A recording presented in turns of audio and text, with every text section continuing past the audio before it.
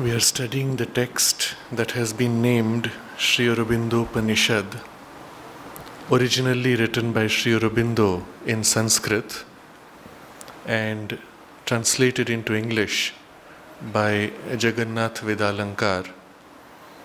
Although we are reading the translation in English, we refer repeatedly to the Sanskrit text for the nuances which are generally lost in translation. In the first few verses, in typically Upanishadic style, the entire cosmos is captured in a single grasp, and then the finer aspects and distinctions drawn out, elaborated, without losing that comprehensive vision. So you will find repeatedly a movement of elaboration followed by a movement of reintegration back to that comprehensive perception. And then, at various stages, the same truth is described from many different levels, forming a kind of a ladder of ascension, beginning with that which we are able to perceive more easily, and then climbing to something which liberates us from our limited conceptions and brings us closest to the essential truth, which is always beyond mind.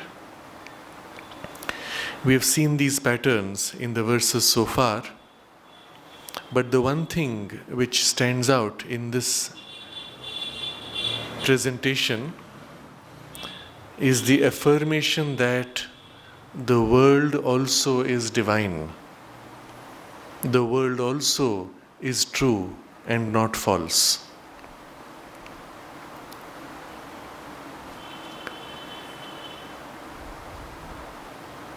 It will be perhaps worthwhile to read the first three verses and then move on to the fourth, which we studied last time, and the fifth and sixth, which we will take up now in continuation, so that the full sense of the development of thought and experience can be there behind as a support. The first verse, Om. There is Brahman alone, the one without a second. Being and non-being are its forms, and it is also beyond being and non-being. There is nothing else except that. All that is contained in the three times and all that is beyond the three times is indeed that one Brahman alone. Whatever is in the universe, small or large, noble or mean, is Brahman alone. Brahman alone. The world is also Brahman. It is true, not false. So in a few broad strokes, all the contents of the world, of time, space, and the distinctions which the human mind brings in of greater and lesser, all of these are drawn together, and in the final reconciliation, being and non-being as the two very opposite terms of existence are also merged together to give us the one alone, which is Brahman. Om.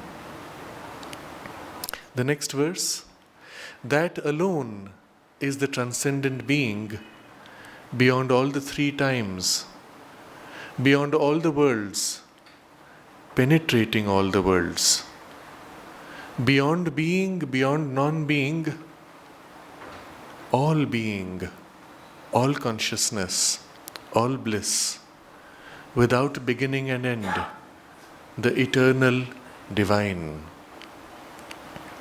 And you see in the second verse, an elaboration playing on the concept of transcendence, which is not only something greater and beyond, but which includes all that it transcends. And this inclusion is drawn upon. He is beyond all the three times, beyond all the worlds, but penetrating all the worlds. And although beyond being and non-being, he is at the same time all being, all consciousness, all bliss. And the word is brought to us, the eternal divine, Bhagavan, the one who enjoys, the one who permeates, the immanent. In the next verse, there is a further elaboration. So far, we have him in these various positions of transcendence, of support, of entering and manifesting in form. And this third verse plays with all of these stations of the Lord, of the divine, but using the term of quality, guna. When we look at the universe, the cast of the human mind sees first forms. We look at a flower and we say, oh, it is made in this way, it is colored in this way, it has this shape. The tree is like this. And all of our textbooks, all of our sciences describe the forms. And then we say, it gives off a perfume, gives off this color, has this effect. When you eat the fruit, it increases energy, or it develops your strength, or whatever it is, the quality. And out of form we see a quality emerge. All our approach of science also, having described form, the structure of molecules and atoms, then goes on to say it has this weight, it has this electrical charge, and so on. The quality follows from the form. But the reality, especially from the spiritual perspective, is the opposite. The reality is the quality first. The form is its phenomenon. It is easy to prove this, even rationally, when we consider the various elements of the material world. We say there is hydrogen, helium, and so on, all the way through the different metals and uranium, 238 electrons and protons. They are all made of the same electrons and protons. You just keep changing combinations and you get different materials with different properties. And the mystery for science is, where do these qualities and properties come from if they are all made of the same protons and electrons and neutrons? The quality seems to magically emerge from a change of arrangement. From the consciousness perspective, the truth is this: it is quality which is first. And when you come to measure quality, with what can you measure? Except something else which is also quality. And when two qualities meet, there is a certain response, a reaction, a push and a pull, which appears to us as form, as shape, as structure. So when we speak of an electron, no one has ever seen an electron. We cannot even say what is its size. We measure a certain pull or push of what we call electric charge. But what is it? It is just a force that pushes in a particular way. When we bring another electron close to it, it pushes and pulls in a certain way that gives us the sense that it is spherical. But we can never know its actual size because we can never go and touch it fully. Such is the nature of reality. There is only quality radiating, and to observe that quality, you approach with another quality, and the interaction, the phenomenon, is all that you are measuring. And the interaction is what creates the appearance of form. When your finger touches the surface of the flower petal, you feel the softness. You see its translucence. You smell its perfume. The reality is that your finger never touched it. There is only a pattern of energy, of quality radiating, and your finger also made of a different pattern of qualities. The two coming together experience a pattern of effect, of phenomenon. And we register the phenomenon as softness, hardness, coarseness, refinement. We see color, which is only the relationship of quality meeting quality, creating in our sense mind an image and a form. So the reality of this universe, of the whole manifestation is, it is first of all quality. Form is its phenomenal appearance.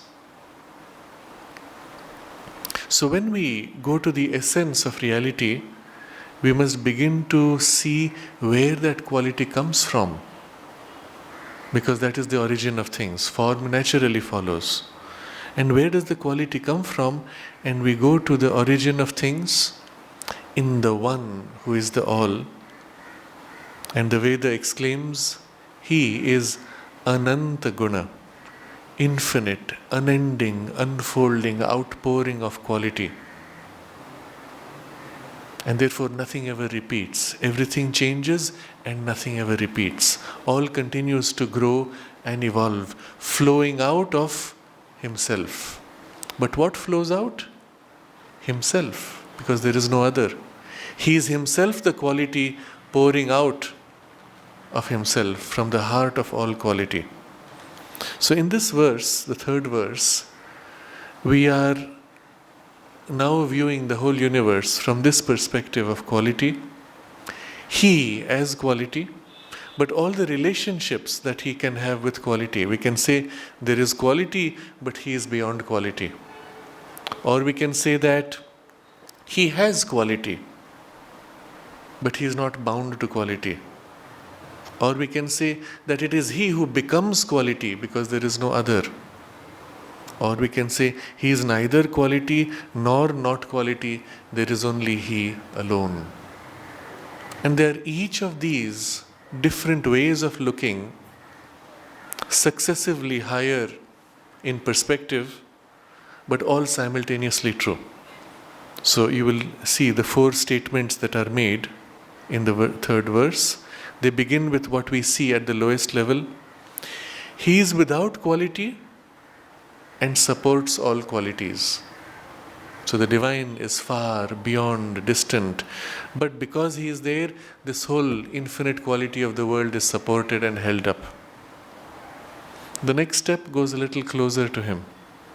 He has qualities, infinite qualities, and enjoys the state of being without quality. So His freedom is there behind, but all the qualities are Himself. They are His qualities. But He remains free behind. That is the emphasis in this perspective. And the third step, He Himself transcends the state of being without qualities and the state of being with qualities. Now suddenly to have quality and to be without quality are made equivalent. They are both phenomenal experiences of our perception. He transcends both, although including both. And the last, which is the highest vision, He is neither without quality nor with quality, because He is one and single, the alone, Kevala. So He is neither without quality nor with quality. In other words, He is both, although He is free of them. And at this point, the mind stops. You cannot conceive of it anymore. There is only the alone. There is no other.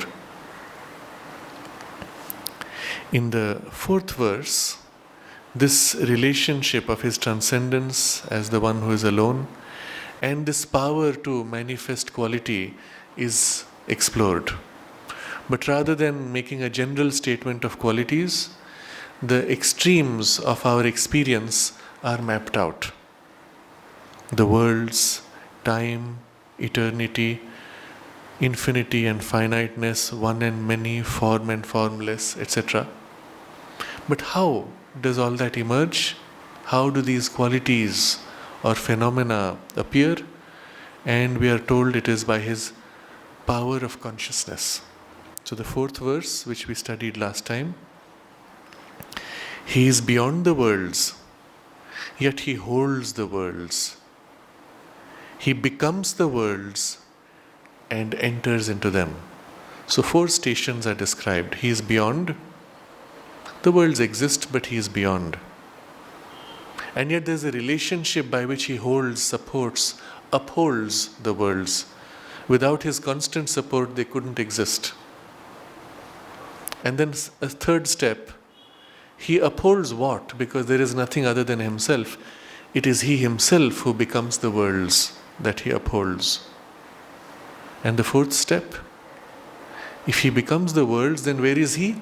He is in the worlds, within everything in the world. He enters into them. So, he is beyond the worlds, yet he holds the worlds, he becomes the worlds and enters into them. So, where is the divine? He is here, the very essence of all things. He has become all these things. He holds and supports all these things from behind. He is beyond all these things. And we can enter in any of these 4 relationships with the divine and say, this is it, I have found the divine. But he eludes that limited experience because he proves to you that he is at the very same time the very opposite experience. So the only way to know him fully is to experience him in all 4 stations, all 4 poises of his consciousness. And then the same play is elaborated on time and timeless and so on. And briefly, in the Upanishadic sutra style, the whole pattern of 4 steps is condensed into brief statements, and we are meant to understand that these have to be elaborated the same way as the first one. He transcends time, becomes time. And again you must remember 4 steps. Infinite, he shines as finite. And again 4 steps in between. One, he becomes many. 4 steps again. Formless, he assumes forms. And again 4 steps. And how is this possible? He achieves all this by his consciousness force, which consists of knowledge and ignorance. Vidya, avidya. You will recall the discussions earlier from the Isha Upanishad. The knowledge of oneness and the knowledge of multiplicity are the 2 facets by which his consciousness dwelling on himself draws out all this multiplicity and phenomenal self-expression. Now, from this verse, the next emerges, having dwelt on these 4 stations, 4 poises of his consciousness, we might be tempted to say, he is fourfold. He is this, he is this, he is this, he is this, and he is the combination of these 4. This is how we would automatically tend to think of him. And just so we don't fall into that trap, the next verse frees us from this error. And verse 5 now we take up. He himself is neither holder nor held of the worlds. You remember it started with he is beyond the worlds, yet he holds the worlds. He becomes the worlds and enters into them. So he is holder of worlds and he is held as world. But now we are told he himself is neither holder nor held, neither infinite nor finite, neither one nor many, neither formless nor formed, because he is one and single, the alone, Kevala. So we are given that elaboration, and the moment there is an elaboration, mind grasps at the forms of understanding and grabs them and combines them to say, this is it, I have caught the divine. So we are now made to free from that illusion. What we have caught is true, but it is not yet him in his totality. To know him in his totality, you must know that he is neither holder nor held. Then what is he?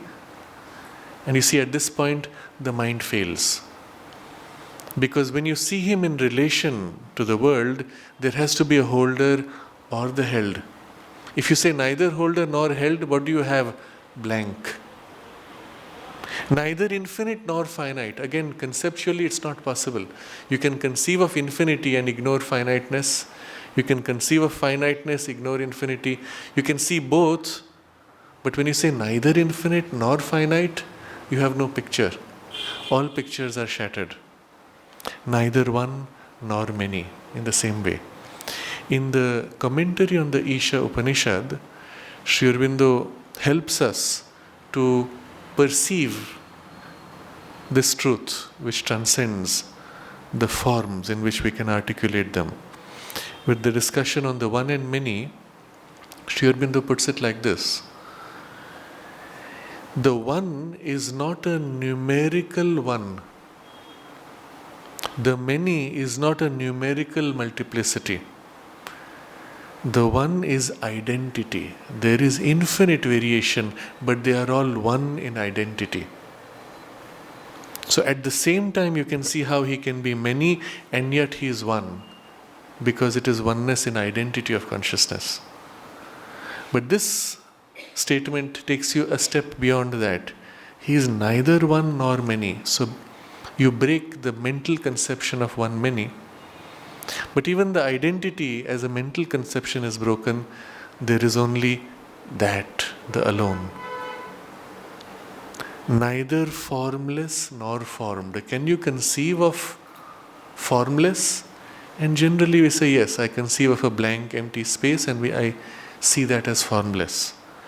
But can you conceive of something which is not formless and not formed? And the mind again goes blank. And the answer is because he is alone. Kevala. This alone is also a concept which the mind tends to represent by a single picture, a point, a circle, a sphere, a single object in a vast empty space. But the true sense of alone is there is no empty space also. Because that would be the other. There is the alone and there is the other, but then he is not alone. He is surrounded by empty space. You have to get rid of the empty space. There is one without other, and again your conception fails. Unless, and this is the closest the mind can approach, you see him as all these, and then accept that all these are still aspects of something which is beyond these. If you conceive in this way, then you can intuitively perceive a beyond all these, although you cannot visualize anymore. And that is good. But you can feel it, you can sense it intuitively. And the next verse, verse 6, sets the relationship between that, the alone, and all of these. And the verse 6 goes, all these are but names. That which is called oneness and that which is called multiplicity. That which is called infinite and that which is called finite. All these names shine out indeed in the world whose very self is consciousness and which consists of consciousness alone. And this is the great secret of the whole world, of creation, of manifestation. And it's also the most complete way of looking at it. If all these ideas of one, many, finite, infinite, form, formless, are all seen as just labels, phenomena, shining out from one source, one essence, then suddenly they all become equivalent. And this verse tells you they are only names. And the names shine out in the world whose self is consciousness and which consists of consciousness alone. Now, this actual phrasing in Sanskrit is even more compact, and I will give you a literal translation, and it helps the mind to catch the deep truth behind it. The verse at the end where it says, all these are names which shine out, it goes like this. All these descriptions, prakashanta eva chidatmani chinmaye jagati. So they radiate out, prakashanta. In the translation it is said, the names shine out indeed. Prakasha, loosely the word in Sanskrit is used to describe light. But we have at least 7 different terms to describe light. And they are all terms describing the experience of light on different levels of consciousness. Prakasha is the illumination that glows out with intensity and intention. It is the radiance put out with an intensity and as a conscious awareness, extending, expanding, reaching out, taking form. So all these names are prakashanta. It is a verb form, that radiating out, becoming of light, becomings of light, literally as a translation. They are only becomings of light. Prakashanta eva. From where? From where does the light come? Chid atmani. Chit is consciousness, pure consciousness. Atman is self, soul, essence. From the pure essence of consciousness, these names radiate out. You see the description, this essence of pure consciousness, Chidatmani, from there they come out. So in the essence you have no form, you have no shape, you have no space and time. It is essential and therefore formless, pure consciousness. But when they radiate out into what? And the next word, 2 words say it, Chinmaye Jagati. Chinmaye, of consciousness, Jagati, world, into world of consciousness. So from essence of consciousness, these names radiate out into world of consciousness. I dwell on this idea, and there's something very profound that we are shown. There is essence of consciousness, and the radiance from that becomes world of consciousness. But what does this world of consciousness consist of?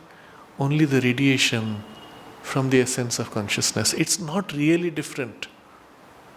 But in the radiation are the names, the terms, the qualities, the emphasis, the aspects, the ways by which consciousness knows itself. The word in Sanskrit, namani. Sarvani tu etani namani. All these are but names. And the word nama, name, carries this idea that it is the way by which we know something. But the thing itself is not the name. It is the way by which we refer to it. You can know a person. You can know a person intimately and yet not know the name. But if you have to refer to the person, then you need some name. And if not the name that the person uses, you create your own name. That fellow with the short hair and long beard. So you have a description which becomes the name. But notice, the name is not arbitrary. You don't say Timbuktu. you find something which is a characteristic of that person, then it is a true name. So in the Indian tradition, the naming is given great importance. Ideally, we say a spiritual master will look at the soul and name the child in a way that describes or captures the essential quality of that soul, or its aspiration, or its mission. Something unique and distinctive which identifies that. And the name is a representation of that. Or if we look at objects in the world, consider primitive man experiencing things in the world and then needing to label, name them for communication with others. How does he pick a name? Not an arbitrary sound, but a sound which captures the quality, the essential quality. And that's how language emerges. And what happens then? The name itself represents the quality of what it points to. So the name, you can say now, is the form of the quality, and the quality is that which the name points to. The essence, the soul of the name, behind the name. So this word name has a profound sense here. When the verse goes, Sarvani tu etani namani. All these are only but names. But name with a capital N, not arbitrary, meaningless labels, but representative formulations of the essence of the quality. Now look at this description which was given to us, that all these names radiate out. They are literally formulations of light emerging from the soul of consciousness into world of pure consciousness. And the names are nothing but the radiances, the light, the rays or the beams of light from the soul of consciousness. And the whole world is just the names, radiances of light from that soul of consciousness. It too is consciousness. It is form of consciousness. And behind it is the essential soul, one, common of all. So in this vision, you see how the qualities emerge, you see how the qualities begin to take form, and how the phenomenon and the distinctions in phenomenon emerge. And yet throughout it is world of pure consciousness, glowing out from essence of pure consciousness, soul, self of pure consciousness. The word literally is Atman, from the self of consciousness. So in the translation it is worded in a little less obvious way. He has translated it as, all these names shine out indeed in the world whose very self is consciousness and which consists of consciousness alone. The world itself consists of consciousness alone.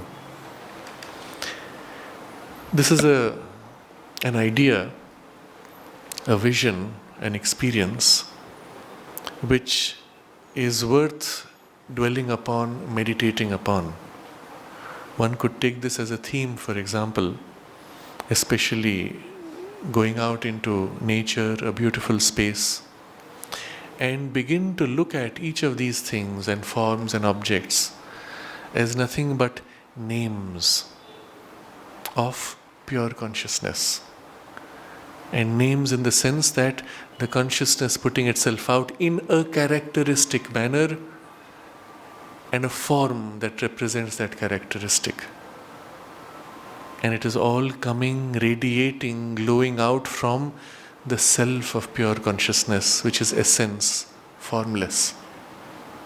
And just dwell on that, on each object, and then eventually on the whole, the totality of all objects, and then the whole world and ourselves in it. What are we after all when we think of it this way? All of our thoughts, all of our feelings, even the form of the body we take, are representations of something which is more essential.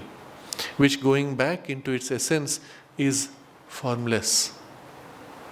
And that which animates, fills it all, is really the soul and the light of the soul that reflects in all these parts and directs or guides the life. At first secretly, eventually more and more overtly. And the whole world is like that. So, all these are but names. That which is called oneness and that which is called multiplicity. That which is called infinite and that which is called finite. All these names shine out indeed in the world, whose very self is consciousness and which consists of consciousness alone. And at this point, we are ready for a kind of a grand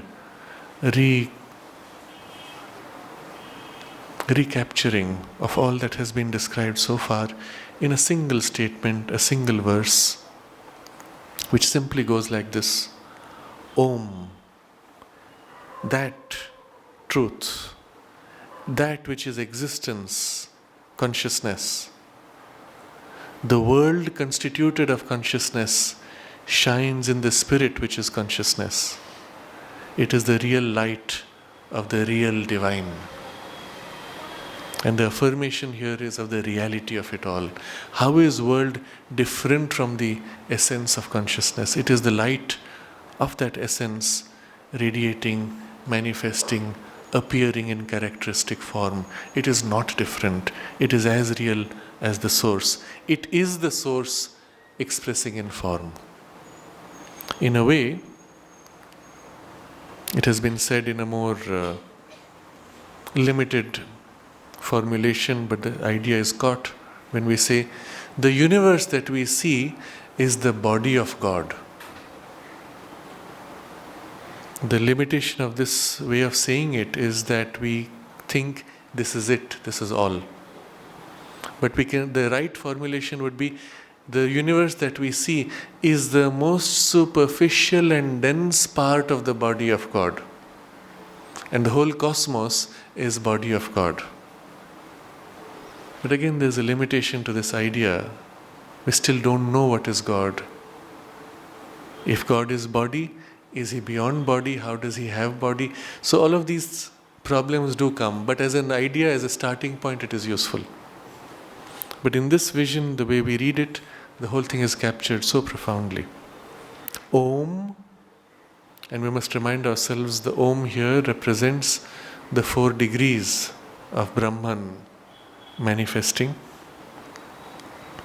The most external, the inward and subtle, and then the superconscient and the transcendent. Tat, that, the absolute. Sat, the truth, the essential existence. So Om Tat Sat captures everything straight away, but at its most essential and yet comprehensive poise. And then it says, that which is existence is consciousness. The Sat is pure awareness of the divine, aware of himself in essence and as world. Then, the world constituted of consciousness shines in the spirit which is consciousness. It is the real light of the real divine. So the world now is described as light, form, manifestation, revelation of the divine. In the next verse, the 8th verse, an analogy is made. We will only briefly read it so that the line of discussion is complete, but it is a very deep symbolism, so we'll explore it later. And 8th verse goes like this: as the reflection of the sun is one in calm water, but multiple in restless water. Real is the sun, real the reflection, the real light of the real sun. It is not a dream, but the light of a reality. Or, as the light of the sun shines, filling the solar world with its force, as if running. Real is that light, the real luster of the real sun, that is not false shining, but a real luster of a reality. Or a third level, or as the flaming disk of the sun is not the sun itself, but this material form only manifests the sunness of the sun to our knowledge, which is dependent on the material being. The sun is beyond that form. Real is the sun, real the form in the shape of the disk. It is the real light of a real sun, not illusory, but the real light of a reality.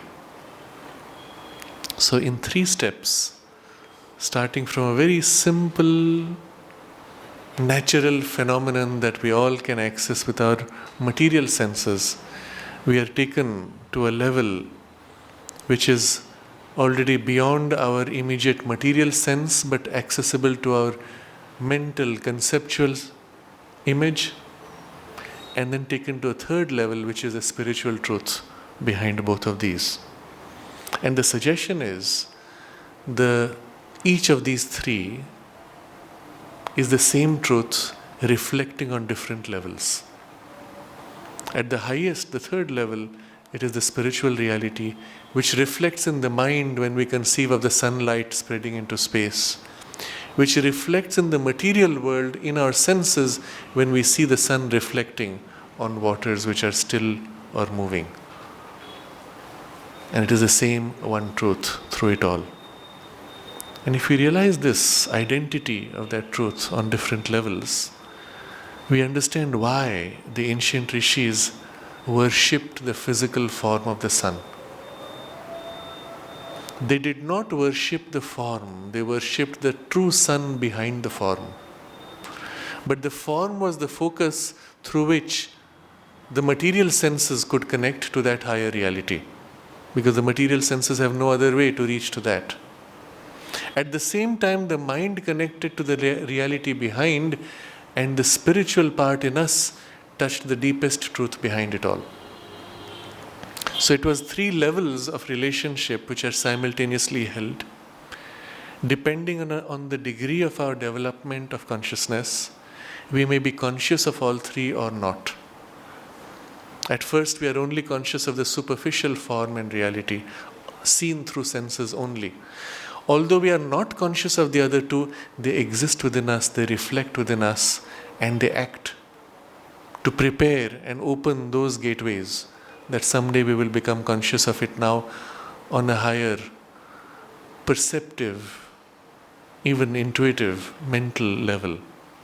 And then finally on the highest purely spiritual level. And then the bridging of all 3 would take place. As we see with our physical eyes, we would see in the physical gaze the spiritual sun behind the material form. This was the experience, the highest experience of the Rishi, towards which he led the more common humanity to whom this full experience was not yet accessible. So in this 8th verse, you find this profound truth which has been placed before us. But the symbolism is also important. It is one sun always, reflecting in the calm water or in the restless water. And depending on the state of the water, you see one reflection or the multiplicity. But the sun has not changed. The light of its radiance has not changed. Only the receptive medium is different. Or rather, it's not even different. It's the same water. Its state is different. So it is with our mind. When we see the spiritual sun and the spiritual truth, it remains the same, its light is the same, even we are the same, but the state of our consciousness, of our receptive, perceptive consciousness, determines whether we see multiplicity in the world or oneness in the world. So when our consciousness is fragmented, we see the whole world as made of pieces. which we must join together to find the oneness. When our perceiving consciousness is united and one, we see the whole world as one indivisible reality, having many facets and masks and appearances at the same time. The oneness is the dominant theme. And the correction is only of the state of the mind, to make it still, to make it quiet, to recover its underlying oneness. And you understand why Patanjali defines yoga. One of the definitions of yoga is chitta vritti nirodha, the disturbance or agitation of consciousness. When that is stilled, that is yoga. So you would ask, but what has that got to do with uniting with the divine? Well, here you get that clue. When your perceiving consciousness becomes still, you see the oneness. The underlying oneness with the divine is manifest and is real, is present. The oneness is realized. To the extent that the stillness spreads in all the parts of our being and all the degrees and gradations of consciousness, in those parts and to that extent, we discover, recover our oneness with the divine. And therefore, yoga is chitta vritti nirodha. Well, one way of looking at it, one way of approaching, and there are others as we are familiar. So you see in this one verse 8, so many profound insights are held in a very simple, visual and symbolic description. We'll explore a few more facets of this, go deeper into this verse next Sunday. But just now, to complete the direction of the Upanishad, the verse is not complete. It ends with, similarly, just as we have seen the analogy with the sun, similarly here, the world Brahman is the true light of the divine, not a dream, not illusory, nor a false shining. It is the real light of reality, not the divine in himself, but still he himself only. This is the supreme Maya. This is the greatness of the yoga, of the mysterious Lord of Yoga, Sri Krishna. This is his blissful Leela with his consciousness force. Leela as the play of consciousness. This is his blissful Leela with his consciousness force. This is the inconceivable working of the Supreme. So this completes the verse 8, and for today we can reread verses 4, 5, 6, 7 and 8 just to recapitulate and catch the fullness of the experience as it is developed.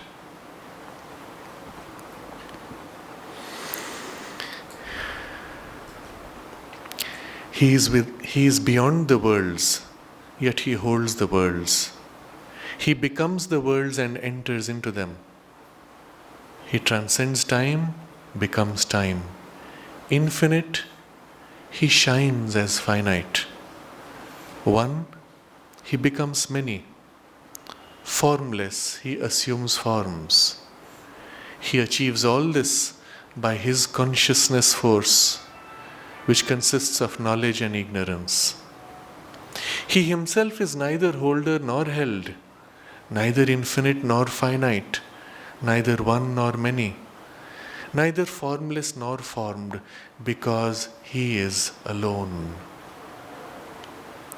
All these are but names, that which is called oneness and that which is called multiplicity, that which is called infinite and that which is called finite. All these names shine out indeed in the world, whose very self is consciousness and which consists of consciousness alone. Om, the Absolute, the Truth, that which is existence, the same is consciousness. The world constituted of consciousness shines in the spirit which is consciousness. It is the real light of the real divine. As the reflection of the sun is one in calm water, but multiple in restless water, real is the sun, real the reflection, the real light of the real sun. It is not a dream, but the light of a reality. Or, as the light of the sun shines, filling the solar world with its force, as if running, real is that light, the real luster of the real sun, that is not false shining, but a real luster of a reality. Or, as the flaming disk of the sun is not the sun itself, but this material form only manifests the sunness of the sun to our knowledge, which is dependent on the material being. The sun is beyond that form. Real is the sun, real the form in the shape of the disk. It is the real light of the real sun, not illusory, but the real light of a reality. Similarly, here the world Brahman is the true light of the divine, not a dream, nor illusory, nor a false shining.